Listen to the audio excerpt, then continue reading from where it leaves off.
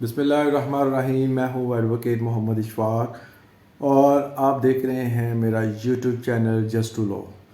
आज हमने जिस टॉपिक पे बात करनी है वो है कि वापटा अगर किसी पर्पस के लिए किसी प्राइवेट ज़मीन को इस्तेमाल करती है, मसलन खंबा लगा लेती है, ट्रांसफार्मर के लिए इस्तेमाल करती है या किसी भी पर्पस के लिए इस्तेमाल करती है, वापटा जो है उस ज़मीन का रेंट जो है वो उस मालिक को ज़रूर पे करेगी। ये कानूनी तौर पर इसके बारे में बाकायदा जजमेंट मौजूद है।